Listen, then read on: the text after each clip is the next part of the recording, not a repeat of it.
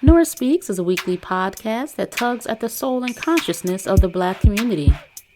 With show topics such as youth empowerment, education, women's impact, and civic engagement, Nora Speaks challenges the listener to not only join the movement, but be the movement. On the show, you'll learn from insightful guests who have demonstrated capacity in these fields and more, and I'm your host, Noor Muhammad. Welcome to the show.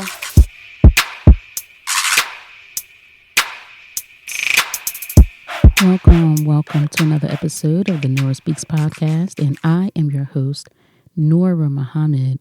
Welcome back to another episode of the podcast, where it is the ultimate aim to share information, ideas, and resources that can and will produce beneficial outcomes for our community. And I am very grateful to have this podcast and have this platform so that I can do my best and in my community service to share that which I think or that which I know our people need. So I want to thank you for coming back each week and listening to the episodes. And if you are a subscriber, please share it with family and friends if you think the information shared here is beneficial for our people. In our past episode 249, I was talking about the challenges that we face with the foods and the food products that we buy from the grocery stores that we're consuming daily and several times a day.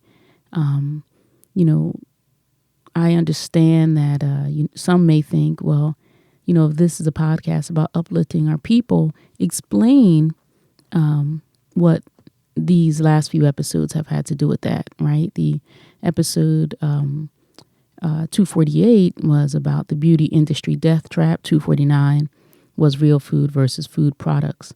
For us to uplift our people, we have to consider what we're taking in our bodies. How can our people be uplifted if we are physically sick and ill? And if we're not including our health in the general well-being, the consideration of our rights in this nation, then we don't have the full picture. So in America, our people have a food consumption that we can consider as traditional, which includes pork, processed meats, fried foods, saturated fats, starchy foods, and foods that have a lot of salt and sugar added. And this is also known as the soul food diet, right? And this soul food that we've been eating is a diet that has long been worth reconsideration on our parts. And if we don't know what we're harboring in our kitchen, if we don't know that what we have there is in opposition to our health, an opponent to our health, then we don't know that we should be playing defense.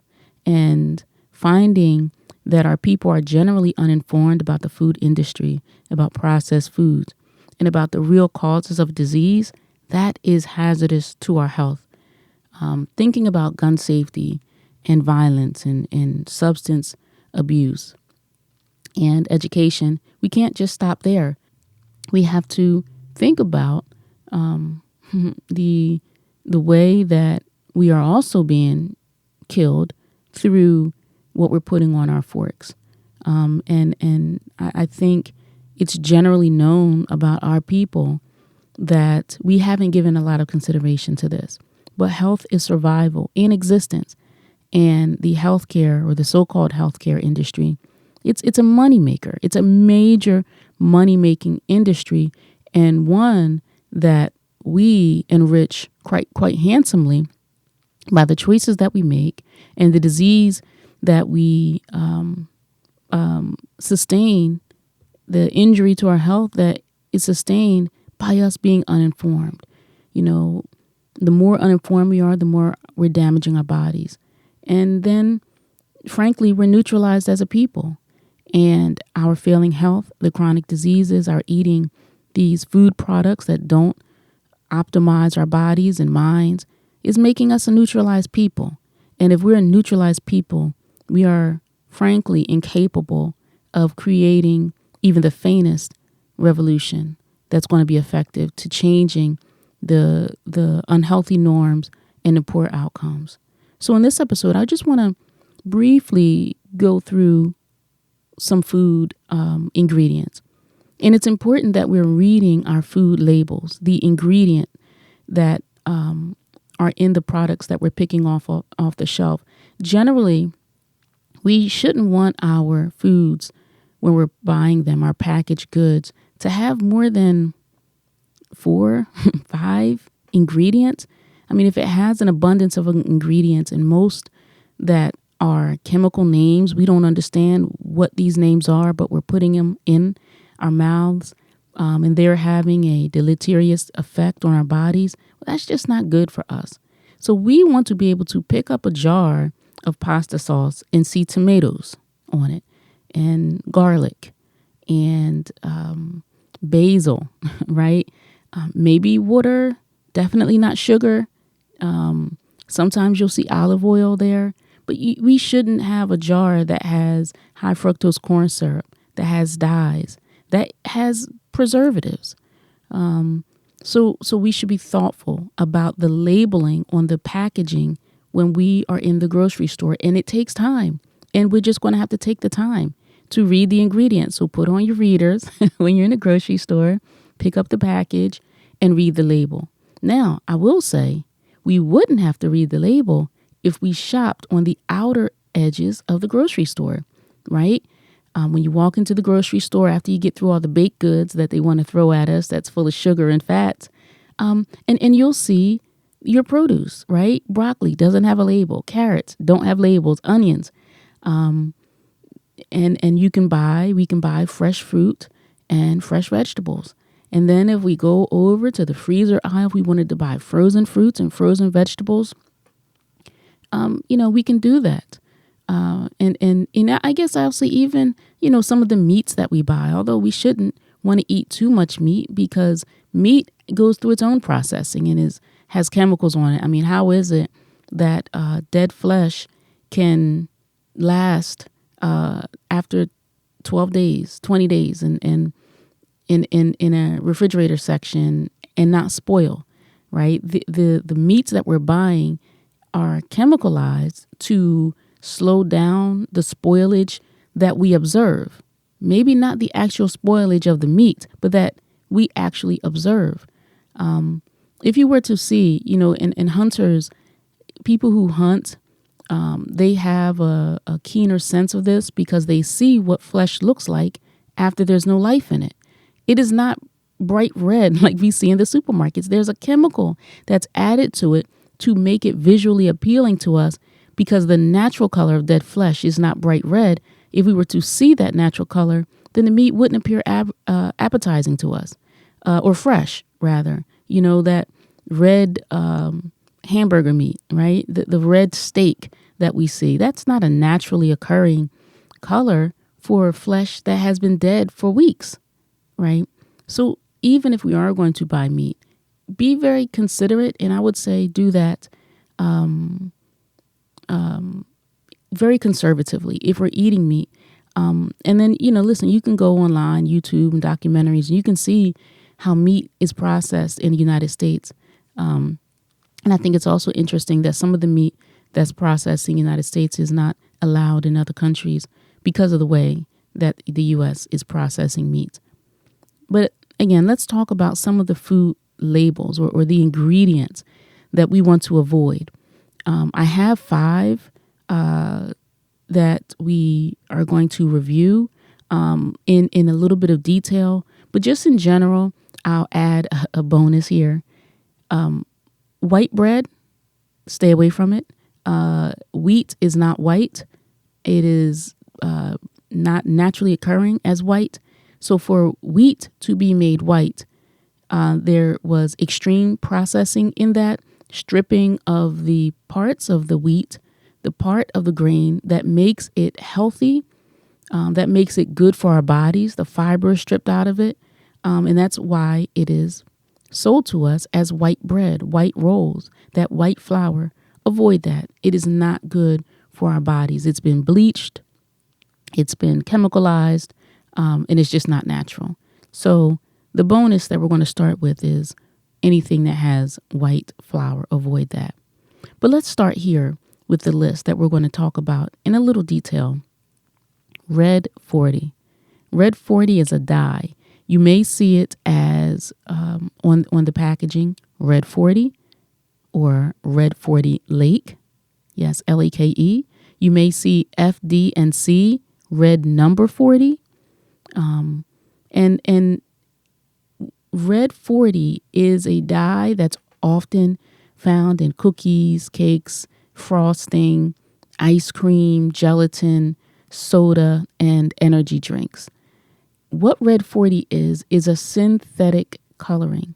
It's improved in the United States, but parts of Europe do not allow this dye. They instead use natural coloring from beets, cherries, pomegranates. Right? You can taint or tint something naturally without risking disease in the body. And Red 40 contains benzene, which is a known cancer-causing substance. And researchers in their studies have seen that tumors grow in animals that are eating high doses of food dyes. And you may think, well, that's in high doses, Nora. I can eat it here and there. But when we look at what we eat on a daily basis, if we're really inspecting it, right? If we go and we're picking up some pastries or some donuts, right? There may be Red 40 in that. The fruit juice, so-called fruit juice that we're drinking, giving to our children, has Red 40 in it. The candy that we're eating, given to our children, has Red 40 in it. The energy drinks, so that we can get a boost, has Red 40 in it. So we are consuming Red 40 on a daily basis throughout the day. And it's something that we should be avoiding. And research has also shown that when Red 40 is removed from the diet of children, they have seen improved behavioral outcomes and improved participation in school. And so Red 40 is something that we should absolutely avoid.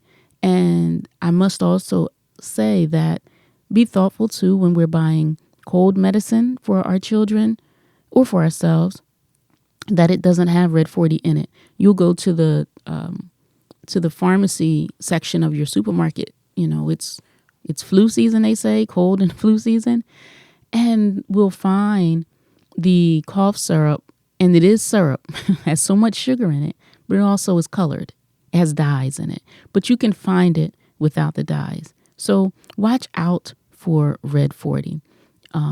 Not only I mentioned that Red 40 is in candy and cakes, but it's also in food, right? Farmed salmon that we buy from the market because we want to eat better. We don't want to always eat meat, so we'll eat salmon, and we'll pick up some farm-raised salmon that's grown industrially, and you'll see even that has food coloring in it. Why? So let's be thoughtful about what we're eating. So the first on our list is Red 40. The second on our list is yellow food dye, and that label on our packaged ingredients may say yellow number 5 or yellow number 6. Yellow dye is also known as tartrazine, and it has the same impacts on our health as Red 40. Migraines, allergic reactions, hives. I remember as a child, every time we would have our family barbecue, a really, really big barbecue, that was the only time that I got to drink those little drinks called Hugs in that little barrel-like plastic container with the aluminum top, and I would be so excited. But every single time, I would get the worst headache. And as a child, it took me a minute to associate it with the Hug, with the juice. But the juice was so good. It was so sweet. But yes, some people do have an intolerance to these dyes, and they're not good for us. And the yellow dye specifically is allowed. It's legal in the U.S. It's legal in some countries in Europe. but they do require a warning label because this yellow dye can cause allergic reactions and asthmatic reactions in our children. MSG is the next ingredient on our list that we have to read our labels and look for this monosodium glutamate. You'll see it sometimes as MSG. It should be written out as monosodium glutamate. And this is really a flavor enhancer. And we've known it to be in Asian cuisine, right? Your Chinese food that, pepper the urban communities. I'll say so-called Chinese food. I question whether they eat what they're feeding us. But it's a flavor enhancer, and it's something that's added to their food. It's added to soups. It's added to processed foods. Fried chicken, for example, it's added to that. It's added to canned vegetables, condiments, our ketchup, our mustard, salad dressing. MSG is in deli meats. MSG is in soy sauce. MSG is in bacon, sausage, pepperoni. MSG is in smoked meat products. Some of the sausages that we get, cold cuts, I mentioned. MSG is found in a lot of foods. And as I said, it's a flavor enhancer. But here's the trick. It's put in food to enhance the taste of food. But what it really does, it works on our brain and tricks our brain into thinking that the food tastes great, right? MSG is considered an excitotoxin. And what happens when we eat it is it overstimulates the brain and it causes a production of an excess of dopamine, right? That dopamine, that thing that makes us feel great, right? So it gives us this rush, this drug-like rush, gives us that great feeling, which also means it is highly addictive. So we want more and more and more of that product because we're looking for that rush or for that high-like feeling. And as I said, this chemical or this MSG being an excitotoxin, what this is doing is it is damaging our brain cells. It's destroying neurons. Neurons are primarily located in our brain, in our spinal cord. So MSG is altering our brain, altering our brain's ability to respond to signal from a hormone called leptin so that we feel full, right? And if we are not getting that satiation or that feeling of feeling full, then we're eating more, right? I mean, if we ate an apple and ate another apple and another apple, we'd be stuffed, right?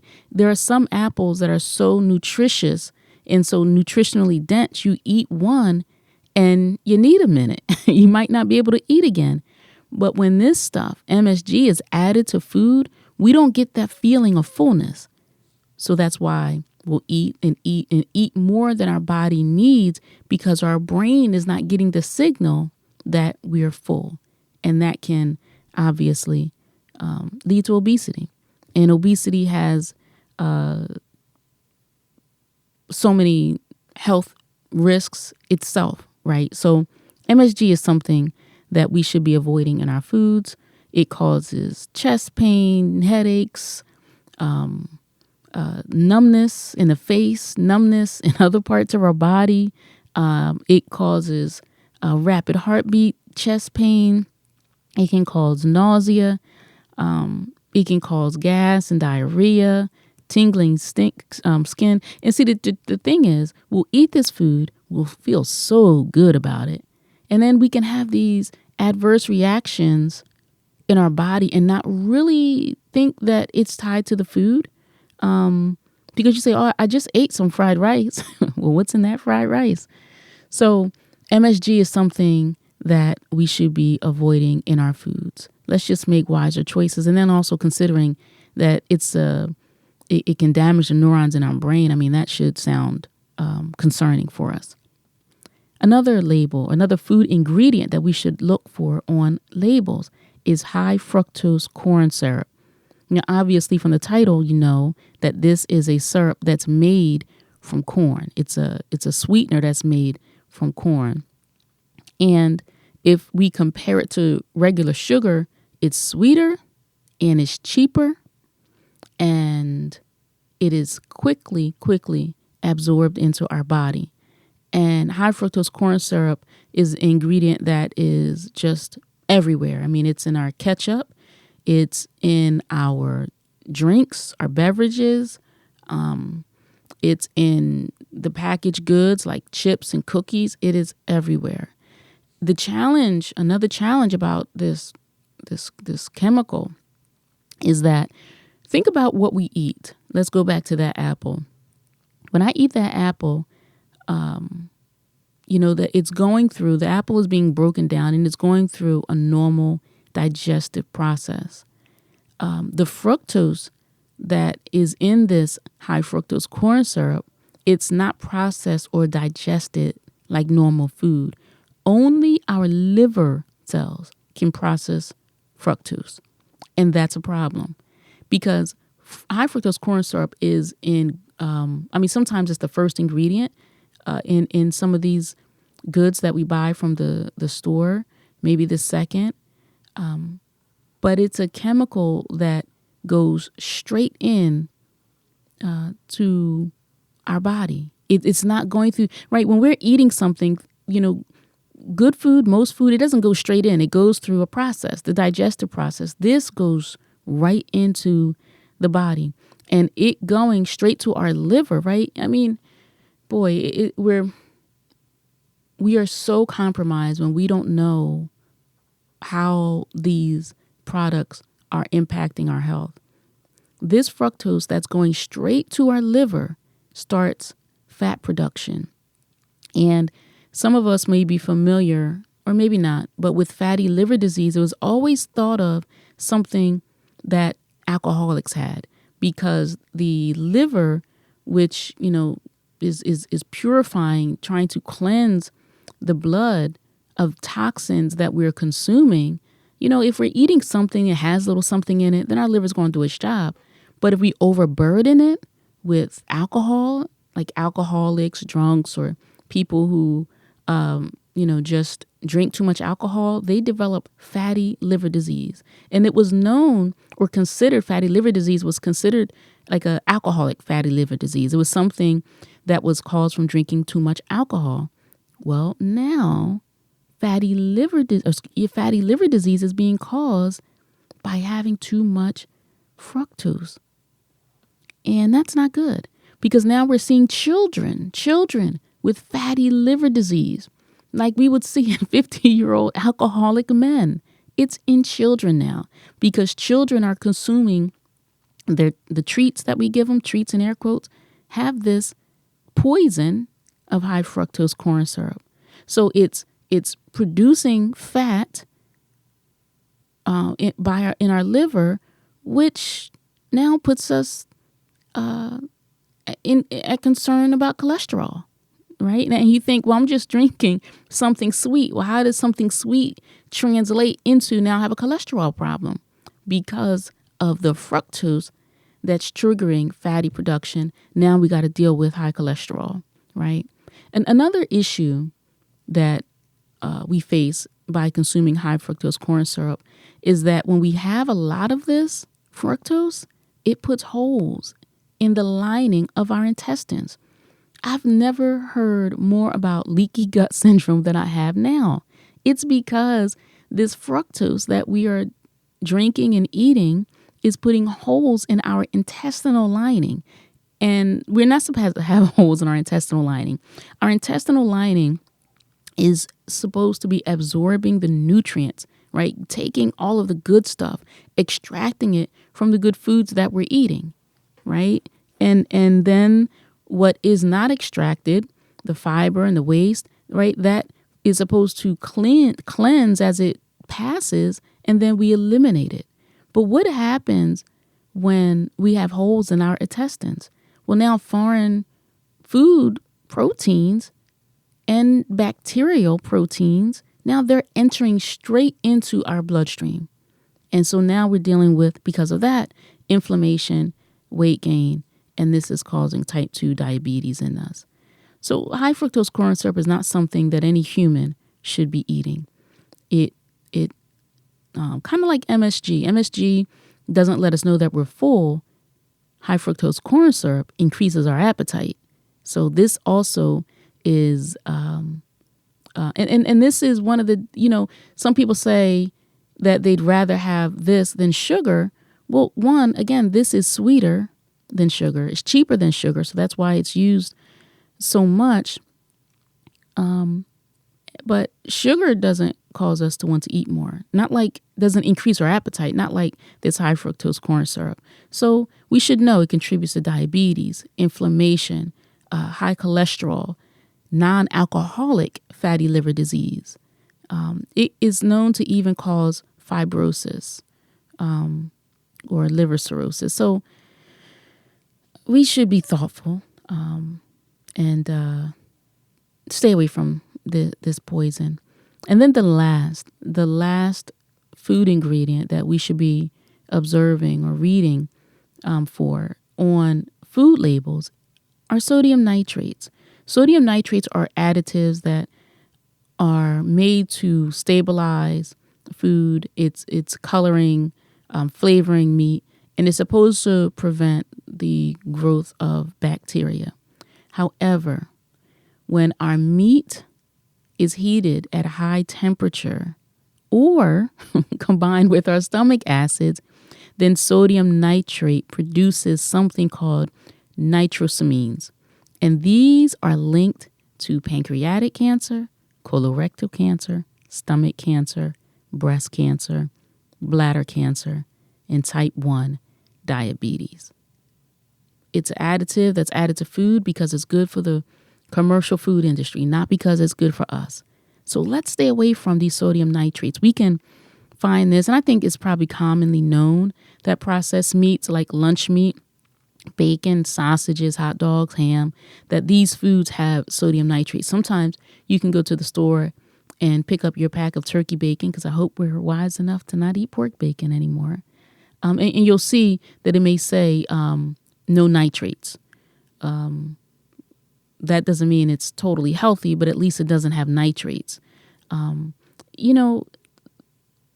food industry is trying to make foods cheaper, more tasty, so that we like it more, and it's better for them. But it is not better for us, and we have to take control and be responsible for our health. So just to recap our list of food labels or food ingredients on labels that we should be wary of: Red 40, also known as Red 40 Lake, Alura Red, or Red number 40 Aluminum Lake. Let's stay away from that. Let's stay away from yellow food dyes, number 5, or yellow number 6. Let's stay away from Monosodium Glutamate, also known as MSG. Let's stay away from high fructose corn syrup, and let's stay away from sodium nitrates. Thank you so much for listening to this episode of the Nora Speaks podcast. Until next time, stay in peace. We were brought here as a piece of property, and to keep that piece of property, it is to not allow the property to know the value of the property. What I mean by that, if you had known the history of yourself, you would not have been made a slave. And you won't be a slave now if you have a knowledge of yourself. It's hard to enslave a person that have equal knowledge with you. You just can't do it. And so this knowledge of yourself is the thing that will free you from what you have been suffering from. Thank you for listening to another episode of the Nora Speaks podcast. Be on the lookout for a new episode coming at you fresh next week. And as always, if you want to learn more about me and the work that I do, visit my website, norahmuhammad.com. Or if you have a listener question, email me at info@norahspeaks.com. You can also follow the Nora Speaks podcast on Facebook, Instagram, and Twitter at Nora Speaks Podcast. I'll be sure to include links in the show notes. If this show has value to you, please subscribe, rate, and review, and share it with family and friends. And be sure to check out previous episodes. And remember, don't just join the movement, be the movement. Stay in peace.